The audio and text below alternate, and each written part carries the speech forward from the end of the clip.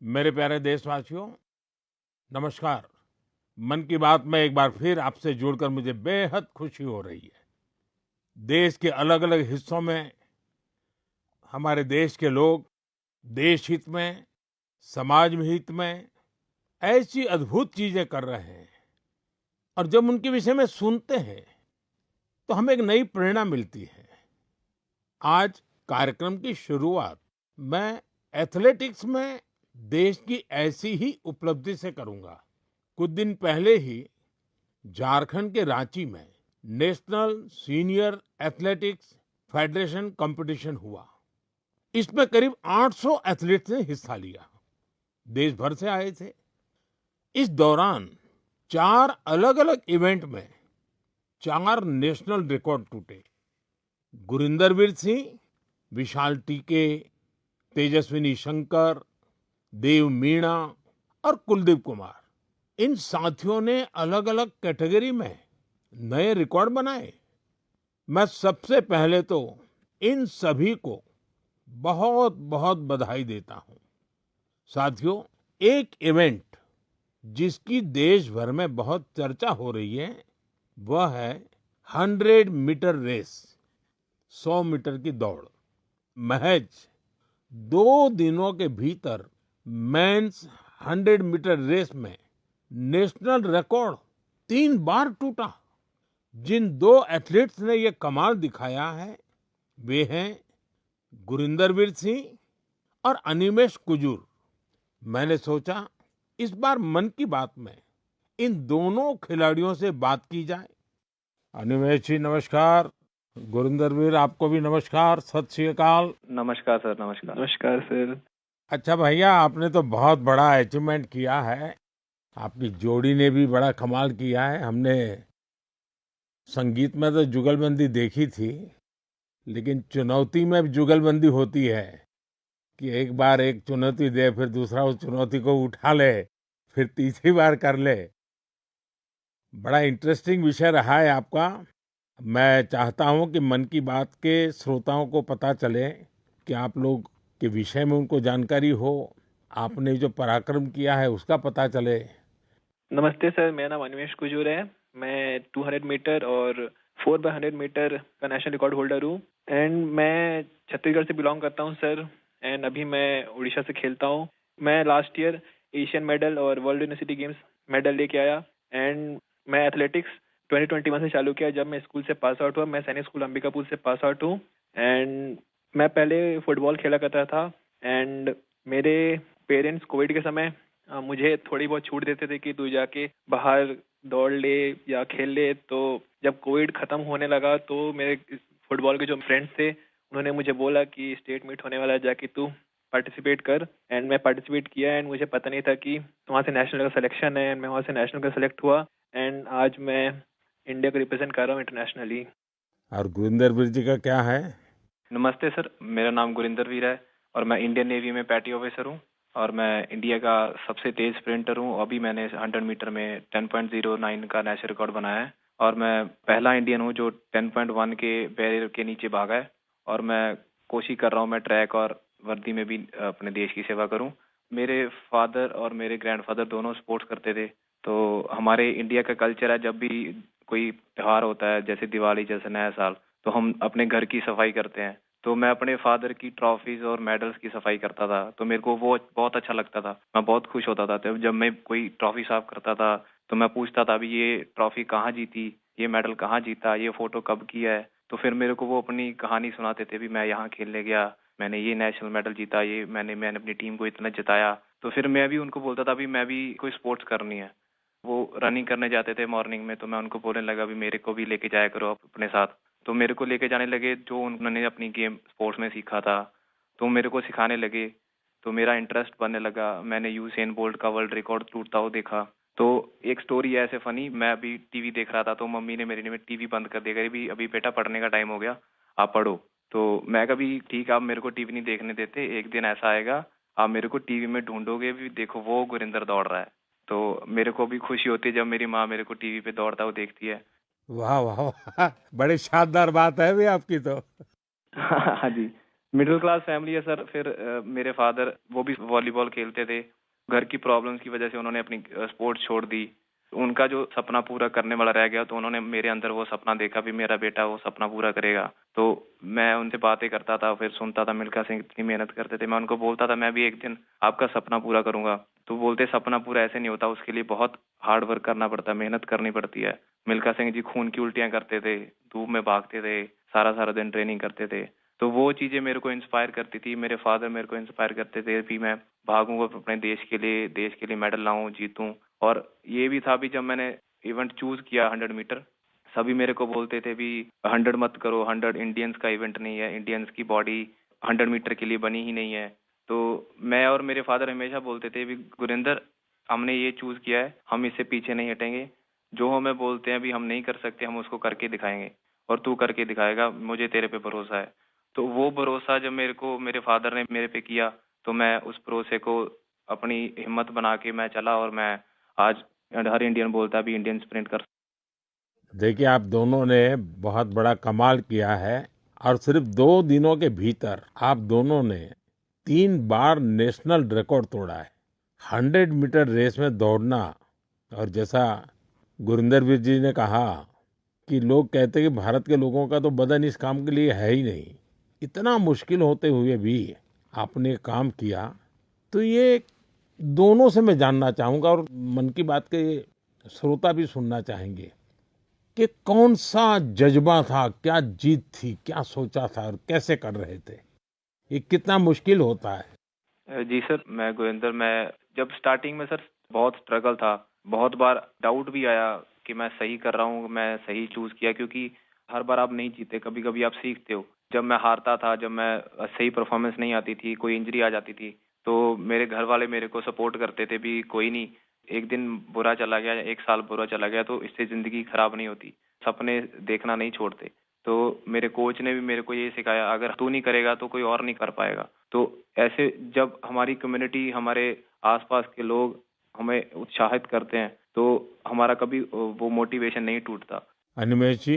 Sir मुझे तो सारे लोग बोलते थे कि जब मैं 2021 में चालू किया एथलेटिक्स, तो मुझे बोलते थे कि देख ये नया नया फील्ड है, तू कर पाएगा कि नहीं। तो मैं बोला कि अब मैं इस फील्ड में घुसा हूँ तो करूंगा ही। मेरे पापा भी हमेशा मुझे बोलते थे कि तू इस फील्ड में घुसा है तो कभी पीछे मुड़ के देखना मत, क्योंकि सोचते तो सभी हैं कि ये करना है वो करना है, बट करके बहुत कमी दिखाते हैं। तू बस इस फील्ड में घुसा है तो इस पे अमल रहना, इस पे आगे बढ़ना है।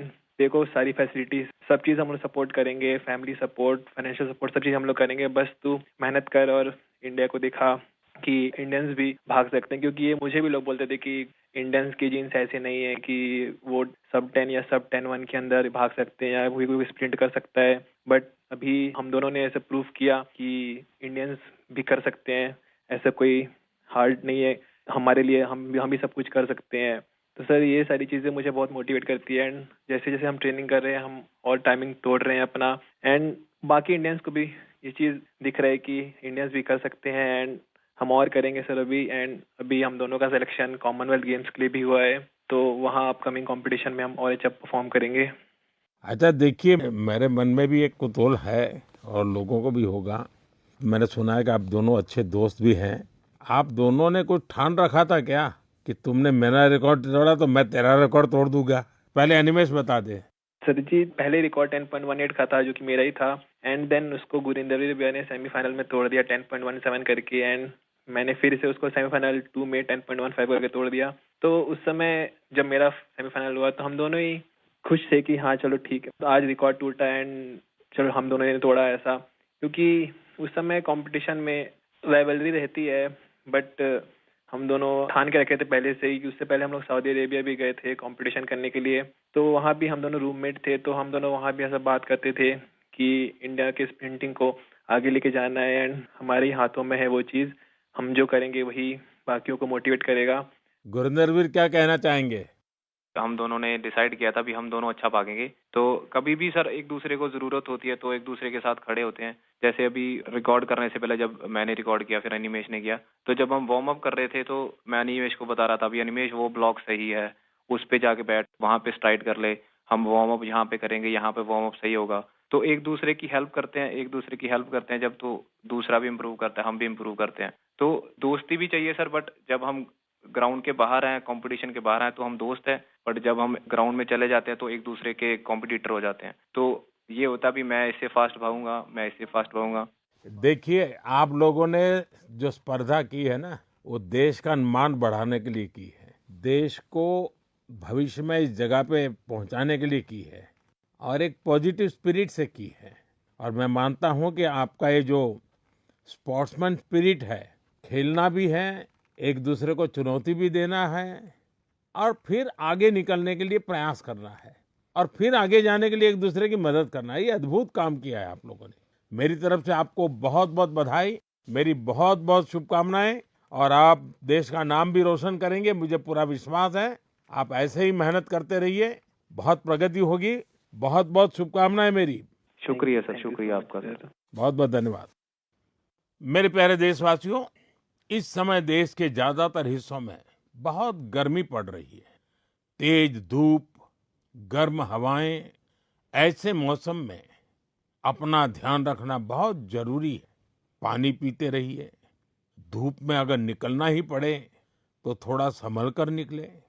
इस दिशा में सरकार की भिन्न भिन्न डिपार्टमेंट्स ने जो गाइडलाइंस जारी की है वो भी भूलिएगा नहीं। साथियों, हमारे यहाँ गर्मी से लड़ने का तरीका कई बार रसोई में भी मिलता है। आपने भी देखा होगा, जैसे जैसे गर्मी बढ़ती है वैसे वैसे घर की रसोई का स्वाद बदल जाता है, रसोई का प्रकार बदल जाता है। कहीं मटके का पानी निकल आता है, कहीं दही जमने लगता है, तो कहीं कच्चे आम उबलने लगते हैं और फिर शुरू होता है देसी पेय का दौर। देसी पेय से आप भी परिचित हैं। अगर आप उत्तर भारत में जाएंगे तो काफी जगह आपको मिलेगा आम पन्ना, कच्चे आम का स्वाद और गर्मी से राहत भी। पंजाब हरियाणा जाइए तो लस्सी मिल जाएगी, बड़े गिलास वाली लस्सी। राजस्थान और गुजरात में छाछ जैसे हर खाने की साथी बन जाती है। और बिहार, झारखंड, पूर्वी उत्तर प्रदेश में सत्तू का शरबत, उसकी तो बात ही क्या है, पेट भी भरे, ताकत भी दे। कोंकण और गोवा में कोकम शरबत, सोल कढ़ी, दक्षिण भारत में पानकम, नीरमोर, संबारम और ओडिशा में बेलपना। वो सिर्फ पेय नहीं, भारत के अलग अलग क्षेत्रों की परंपरा का हिस्सा है और इसमें एक भारत श्रेष्ठ भारत की भावना की झलक भी मिलती है। और एक बात जरूर ध्यान रखिएगा, इनमें से ज्यादातर चीजें हमारी अपनी रसोई से निकली है, हमारे खेत खलिहान से निकली है। कोई बड़ी ब्रांडिंग नहीं है, लेकिन पीढ़ियों का अनुभव उनमें समाया हुआ है। आप भी गर्मी के दौरान देसी पेयजलों का खूब आनंद लीजिए। साथियों, गर्मी आते ही एक और चर्चा हर घर में शुरू हो जाती है और वो है आम। आम आम चर्चा का विषय होता है। भारत में शायद ही कोई घर होगा जहां गर्मियों में आम की बात न होती हो। हर इलाके का अपना आम, अपना स्वाद, अपनी खुशबू। महाराष्ट्र और कोंकण का हापुस, अल्फांसो, गुजरात का केसर, यह तो आमरस की जान है। उत्तर प्रदेश का दशहरी और मेरी काशी का लंगड़ा। वैसे लंगड़ा आम की एक खास बात होती है, पकने के बाद भी उसका रंग कई बार हरा ही रहता है। बिहार का जर्दालू, जिसकी खुशबू दूर से पहचान में आ जाए। चौसा, मालदा, हर नाम के साथ लोगों की यादें जुड़ी हुई है। दक्षिण भारत जाइए तो बंगनपल्ली, तोतापुरी, नीलम, मलगोवा, बंगाल का हिमसागर, उड़ीसा और आंध्र प्रदेश का सुवर्ण रेखा यानी जगह बदलती है, आम का रूप रंग और उसका स्वाद भी बदल जाता है।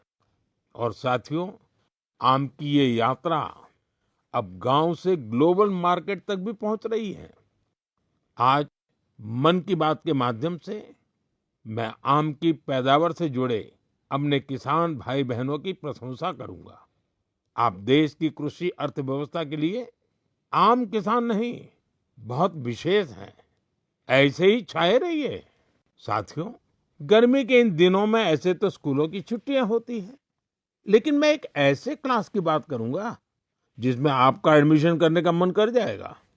साथियों, एक स्थिति की कल्पना कीजिए, एक ऐसा स्कूल जहां बच्चे भी आते हो, युवा भी और बुजुर्ग भी, जहां कोई फीस ना हो, कोई बड़ी बिल्डिंग ना हो, कोई क्लासरूम भी ना हो, और सबसे रोचक बात, वहां क्लास नदी में लगती हो। साथियों, ये कोई कहानी नहीं है, ये एक सच्चा प्रयास है। केरलम के आलुवा में साजी वलाशेरिल जी ऐसा ही एक स्विमिंग क्लब चला रहे हैं। अब तक 15,000 से ज्यादा लोग यहाँ तैरना सीख चुके हैं। साजी जी ने दिव्यांग बच्चों को भी स्विमिंग सिखाई है। इस प्रयास के पीछे एक पीड़ा भी छिपी है। कुछ वर्ष पहले एक नौका हादसे में कई छात्रों की मृत्यु हो गई थी। उस घटना ने साजी जी को भीतर तक झकझोर दिया। उन्होंने सोचा, अगर बच्चों को तैरना आता होता तो शायद कई जानें बच जाती। बस यहीं से शुरू हुआ उनका ये अभियान। साथियों, साजी वलाशेरिल जी का जीवन हमें एक बहुत बड़ी सीख देता है। सेवा करने के लिए बहुत बड़े साधन जरूरी नहीं होते, जरूरी होता है एक अच्छा इरादा और लगातार किया गया प्रयास।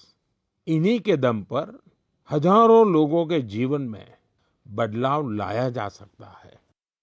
मेरे प्यारे देशवासियों, बीते दिनों मुझे यूरोप के नीदरलैंड जाने का अवसर मिला। वहां मैं कई मीटिंग में शामिल हुआ। इसी दौरान एक ऐसा क्षण आया जिसने हर भारतीय को गर्व से भर दिया। नीदरलैंड्स में आयोजित एक विशेष समारोह में चोला काल की प्राचीन ताम्र पट्टिकाएं भारत को वापस सौंपी गई। उस कार्यक्रम में नीदरलैंड्स के प्रधानमंत्री भी मौजूद थे। इन ताम्र पट्टिकाओं को लेकर मुझे देश विदेश से लगातार संदेश मिल रहे हैं। लोग खुशी जता रहे हैं, गर्व व्यक्त कर रहे हैं।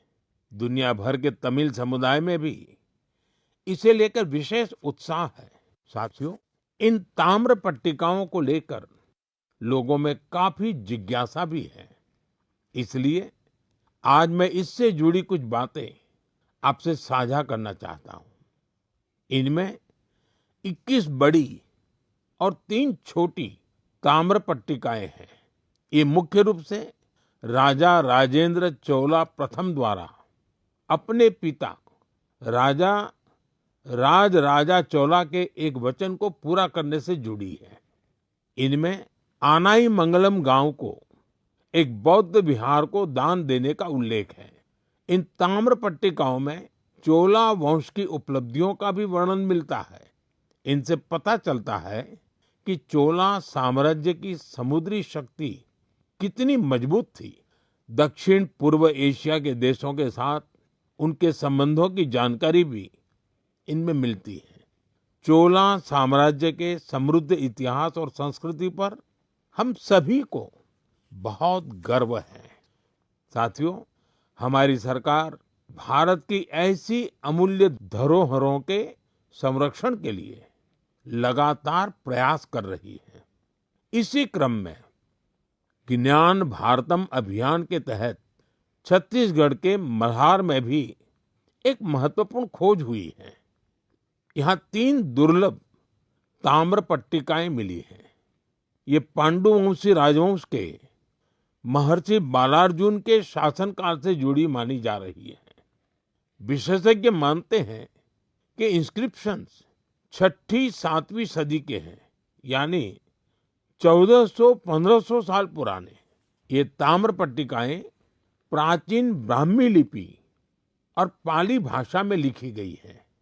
इनसे उस समय की शासन व्यवस्था, धर्म और संस्कृति के बारे में महत्वपूर्ण जानकारी मिलती है। साथियों, हम भारतीयों में खगोल विज्ञान यानी एस्ट्रोनॉमी को लेकर हमेशा विशेष आकर्षण रहा है। हमारे देश में आज भी सदियों पुरानी ऑब्जर्वेटरीज मौजूद है। यहाँ अद्भुत मैथमेटिकल डिस्कवरीज हुई है। नेविगेशन हो, पंचांग हो या हमारे पर्व त्योहार, इन सब का संबंध आकाश और तारों से रहा है। हमारे यहाँ एस्ट्रोनॉमी ने हर पीढ़ी में कौतूहल जगाया है, उसे एक्सप्लोरेशन के लिए प्रेरित किया है और आज के युवाओं में भी इसे लेकर काफी उत्साह दिखाई देता है। आजकल आप भी देखते होंगे, देश भर में एस्ट्रोनॉमी क्लब्स तेजी से लोकप्रिय हो रहे हैं। बड़े शहरों से लेकर छोटे कस्बों तक, स्कूलों से लेकर पार्कों तक इनकी गतिविधियां दिखाई देती हैं। मुझे बेंगलोर एस्ट्रोनॉमिकल सोसाइटी के बारे में जानकारी मिली। यहाँ ऑब्जर्वेशनल सेशंस आयोजित किए जाते हैं। इस संस्था ने ग्रामीण क्षेत्रों में एस्ट्रोनॉमी को लोकप्रिय बनाने का मिशन भी शुरू किया है। खगोल मंडल नाम की टीम ने 30 घंटे का एक बहुत इनोवेटिव कोर्स शुरू किया है। साथियों, रात में तारों को निहारना अपने आप में अद्भुत अनुभव होता है। एस्ट्रो केरला नाम की एक संस्था नाइट ऑब्जर्वेशन कैंप और वर्कशॉप आयोजित करती है। यहाँ युवा साथी टेलीस्कोप बनाना और स्टार मैप्स का इस्तेमाल करना सीखते हैं। राजकोट के बिग बैंग एस्ट्रोनॉमी क्लब ने गिर के जंगलों से लेकर कच्छ के रण तक अनेक एस्ट्रोनॉमी इवेंट्स आयोजित किए हैं। ज्योतिर्विद्या परिसंस्था भी एस्ट्रोनॉमी के सबसे पुराने संस्थानों में से एक है। यहाँ ऑब्जर्वेशनल फैसिलिटीज के साथ-साथ बुक्स, लाइब्रेरी और टेलीस्कोप लाइब्रेरी की सुविधा भी है। मैं आईसेक का भी जिक्र करना चाहूंगा। यह एक student led nationwide network है जो एस्ट्रोनॉमी और एस्ट्रोफिजिक्स क्लब को आपस में जोड़ता है। साथियों, अपनी हॉबी के लिए समय निकालना और लगातार कुछ नया सीखते रहना बहुत जरूरी है। मैं युवाओं से आग्रह करूंगा कि वे किसी एस्ट्रोनॉमी क्लब से जरूर जुड़ें और इन छुट्टियों में किसी प्लेनेटेरियम को भी जरूर देखने जाएं। साथियों, मन की बात कार्यक्रम को जो लोग टीवी पर देख रहे हैं, मैं उनसे कहूंगा, एक वीडियो जरूर देखिएगा। ये वीडियो पिछले दिनों बहुत चर्चा में रहा। इसमें कुछ लोग बहुत धैर्य से, बहुत सावधानी से एक गंगा डॉल्फिन को बचाने की कोशिश कर रहे हैं। आपको ये जानकर आश्चर्य होगा, इस पूरे प्रयास में करीब 13 घंटे लगे और आखिरकार वो डॉल्फिन बच गई। साथियों, इसमें बहुत बड़ी भूमिका रही भारत की पहली गंगा डॉल्फिन रेस्क्यू एम्बुलेंस की। ये घटना उत्तर प्रदेश की है। वहां एक गंगा डॉल्फिन नहर में फंस गई थी। ऐसे समय में नमामि गंगे अभियान के तहत बनी ये एम्बुलेंस उसके लिए उम्मीद बनकर पहुंची। फिर बहुत सावधानी से उसे बाहर निकाला गया, उसकी जांच की गई, उसका इलाज किया गया और उसके बाद उसे सुरक्षित राप्ती नदी में छोड़ दिया गया। एक तरह से कहें तो एक जीवन फिर अपने घर लौट गया। साथियों, ये डॉल्फिन रेस्क्यू एम्बुलेंस बहुत खास है। इसे एक चलते फिरते अस्पताल की तरह तैयार किया गया है। इसमें डॉल्फिन को सुरक्षित रखने की व्यवस्था है, ऑक्सीजन की सुविधा है, विशेष स्ट्रेचर है, बचाव के उपकरण है। यानी अगर कोई डॉल्फिन घायल हो जाए, नहर में फंस जाए या नदी से कट जाए तो तुरंत उसकी मदद की जा सकती है। साथियों, जब हम गंगा डॉल्फिन को बचाते हैं तो हम सिर्फ एक प्रजाति को नहीं बचाते, हम गंगा की जैव विविधता को बचाते हैं, नदी के पूरे जीवन तंत्र को बचाते हैं और अपनी आने वाली पीढ़ियों के लिए प्रकृति की एक अमूल्य धरोहर भी बचाते हैं। मेरे प्यारे देशवासियों, आप में से बहुत लोगों की नदी, तालाब और कुएं के पानी से जुड़ी यादें जरूर होगी। किसी को तालाब में तैरना याद होगा, किसी को दोस्तों के साथ तालाब किनारे खेलना, किसी को उस मिट्टी की खुशबू याद होगी। बचपन की ऐसी यादें जीवन भर मन में बसी रहती हैं। साथियों, ऐसी ही यादों को बचाने की एक प्रेरक गाथा उत्तर प्रदेश के बस्ती जिले से सामने आई है। बस्ती के आकाश गुप्ता अपने गांव की मनोरमा नदी को देखकर बहुत दुखी होते थे, क्योंकि जिस नदी को उन्होंने बचपन में साफ और जीवन देखा था, समय के साथ उस नदी में प्लास्टिक जमा होने लगा था, गंदगी बढ़ती चली जा रही थी। श्रीमान आकाश ने तय किया कि शिकायत नहीं करेंगे, एक नई शुरुआत करेंगे। शिकायत नहीं, शुरुआत मंत्र बन गया। उन्होंने अपने दोस्तों को साथ लिया। सिर्फ जाल था, फावड़ा था, टोकरी थी और सबसे बड़ी ताकत थी कुछ बदलने का संकल्प। ये युवा नदी में उतरते थे, जलकुंभ भी निकालते थे, प्लास्टिक और कचरा बाहर लाते थे। कई बार एक दिन में 50-60 किलो तक कचरा नदी से निकाला गया। धीरे धीरे मनोरमा नदी का वह हिस्सा फिर से साफ दिखने लगा। आसपास के लोगों का ध्यान भी इस काम की तरफ गया। लोगों में स्वच्छता को लेकर जागरूकता बढ़ी। साथियों, ऐसी ही एक प्रेरक कहानी गोवा से भी सामने आई है। गोवा के बाल कृष्ण अय्या जी रिटायर्ड टीचर हैं, लेकिन समाज के लिए काम करने का उनका उत्साह आज भी वैसा ही है। उन्हें मड्डी तोलाब इलाके में पानी की समस्या बहुत परेशान करती थी। उन्होंने भी समाधान के लिए काम शुरू किया। बालकृष्ण जी ने पाइपलाइन बिछाने के काम में महत्वपूर्ण भूमिका निभाई। इससे कई घरों तक पानी पहुंचा। जिन परिवारों को पानी के लिए रोज संघर्ष करना पड़ता था, उनके लिए यह बहुत बड़ी राहत बनी। साथियों, पिछले महीने मुझे एक बहुत अच्छा अनुभव हुआ।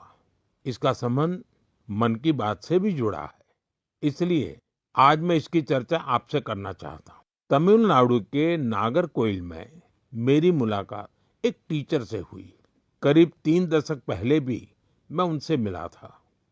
मैं बात कर रहा हूँ गिरिजा अम्मा जी की। इस मुलाकात के दौरान कुछ युवा स्टूडेंट्स भी उनके साथ थे। साथियों, गिरिजा अम्मा जी करीब 15 स्कूल चलाती हैं। इनमें चेन्नई का जय गोपाल गरोडिया हिंदू विद्यालय बहुत प्रमुख है।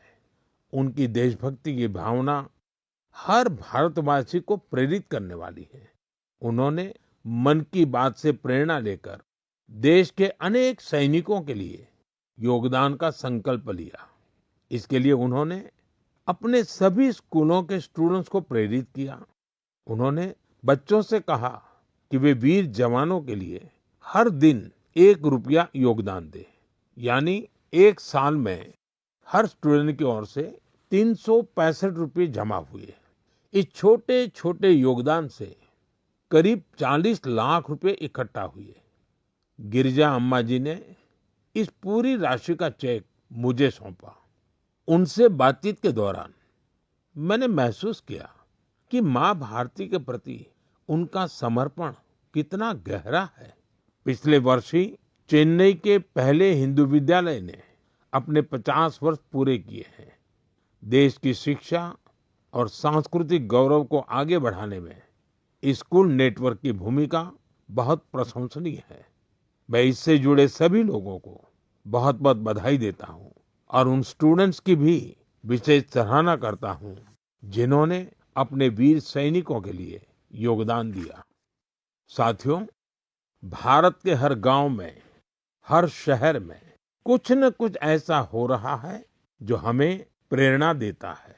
कई बार इन प्रयासों की ज्यादा चर्चा नहीं होती, लेकिन जब हम इन्हें जानते हैं तो ये विश्वास और मजबूत होता है कि देश अपने लोगों की शक्ति से आगे बढ़ रहा है।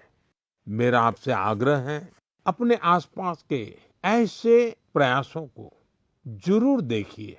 जो लोग समाज के लिए अच्छा काम कर रहे हैं, उन्हें पहचानिए, उनकी सराहना कीजिए, उनसे सीखिए और हो सके तो खुद भी किसी अच्छे काम से जुड़िए। अगले महीने मन की बात में कुछ और प्रेरक गाथाओं के साथ मैं फिर आपसे जुड़ूंगा।